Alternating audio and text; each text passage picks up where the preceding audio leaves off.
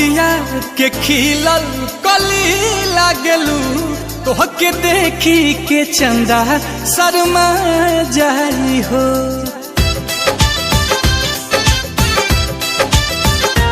कौनो बगिया के खिलल कली लागलू, तोहके देखी के चंदा शर्मा जाई हो।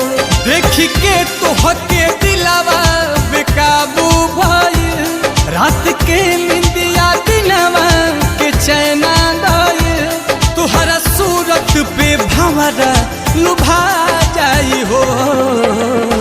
कौनो बगिया के खिलल कली लागलू, तोहके देखी के चंदा शर्मा जाई हो।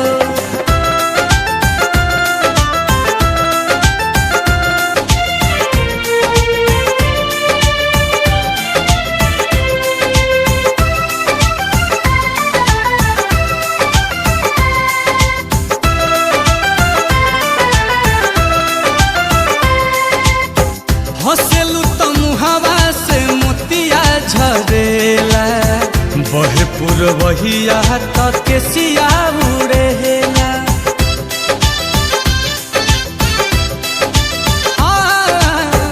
हंसेलू तो मुहावा से मोतिया झरेला, बहे पुरवहिया तक के सिया उड़ेला। ओठावा गुलाबी जैसे भोर के किरीन हो, अखिया मताइल चैन लिहलस छीन हो।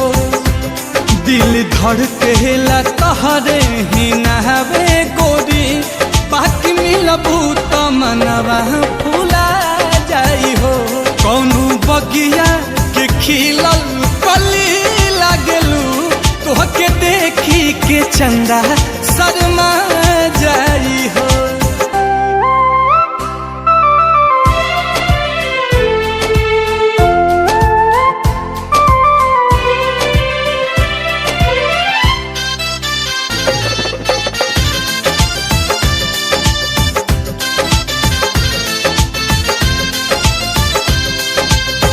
हंसिया में तोहरे ही खुशबू भरल बा, नैया के सागर में मन उमड़ल बा।